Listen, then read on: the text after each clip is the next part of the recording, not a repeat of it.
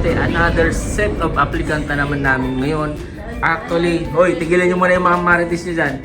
Sila ate yung mga nag-arrive this week, yung iba last day. So sila ay galing sa mga different diseases countries. Okay? So weekly kami may dumarating. Tigilan nyo muna yung phone. Palibasa open tayo sa cellphone Tigilan nyo muna yan. Pasensya naman. Kunti lang naman to. Okay, guys, sila ay mga nag-doubt, mga nagduda dati sa mga nag-inquire sa amin, nag-try. Yung iba ay hindi pa, ayaw pang umuwi at ay dumiretso mag-cross country dito. Ate, Liet, ano masasabi mo? Ano nangyari sa ba't ka nagpa-Dubai? Ano po, gusto ko lang po magkaroon ng experience para po sa pamilya, para din sa jowa. Kumusta yung process natin? Okay naman po yung process, sir. Very smooth po. Wala pong problema at free po lahat. And pagdating po dito, okay naman. Free wifi po and food po unlimited. Aba, syempre. Ate, ikaw naman? Ako naman, sa Riyadh ako. Tapos umuwi ako sa Pinas. 1 month lang ako doon. Nakita ko to sa online, Facebook. Tapos, gusto kong mag-try dito. Legit na legit ang agency pagdating ko dito. Free wifi, free food, legit na legit talaga po. Okay, ate, thank you. Ano po, ako nang pagaling po ako sa Jeddah. Yan po, binigay po sa akin ng kapatid ko kung ano ang dapat kong gawin para makahanap ng ibang work para Dubai. Nakita ko po sa Facebook at nag-chat po ako sa best ko. Then, nag-chat po agad sila. Mabilis po silang mag-reply at mabilis po silang mag-process. Kinuha po kagad nila ang passport ko at mga requirements picture ko po. Tapos, 2 days po, meron na po akong visa and ticket po. Tapos legit po sila dito, lahat po libre. Wala po kayong problema dito sa end contract. Yes, ate, thank you. Ikaw, te? Ano po sabi? Pero kung mag-Tagalog, sige na, Bisaya. Okay.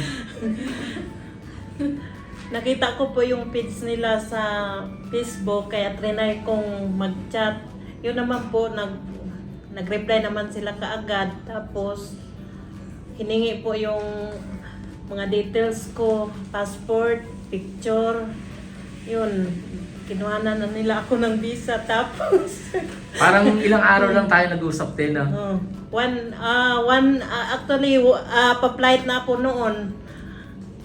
Hindi ko alam na may na pala ako visa, pero natatakot ako baka kasi hindi Scam. legit. Kala mo scam. Pagdating ko ng Abu Dhabi, yun, nagkalabas naman ako. Tapos pagdating ko dito, libre wifi, libre pagkain, kaya ang taba-taba.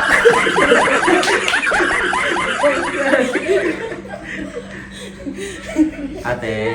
Yes po. Galing ako sa Saudi. Tapos pagdating dito, okay accommodation. Maayos yung tulugan, may pagkain. Tapos may iPad. Sa Saudi wala. Sa Saudi wala.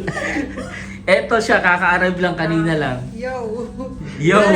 Grabe pala tayo. What's up mga taga-Kapitenya? Ay, kabit. Ayun. Hindi pala tayo. Actually, nag-inquire ako sa kanila June 29. Tapos kakarating ko lang ngayong July 1. Ang bilis ang process. Tsaka sobrang legit. Totoo yun, yung free wifi. Tapos, lahat, lahat pagkain. Wala kang masasabing hindi maganda. Talagang legit. Dito sa Dubai, ang daming fake na agency. Pero ito legit. Yes, thank you, Legit na te. legit to. At yung...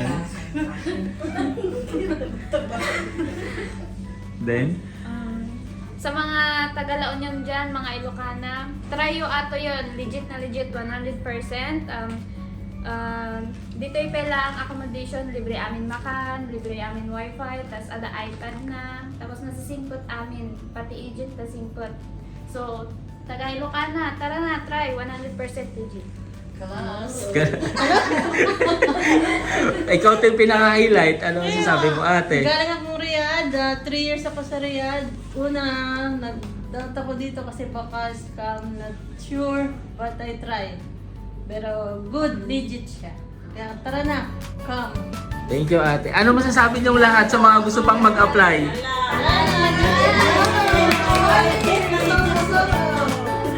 Legit na legit. Thank you.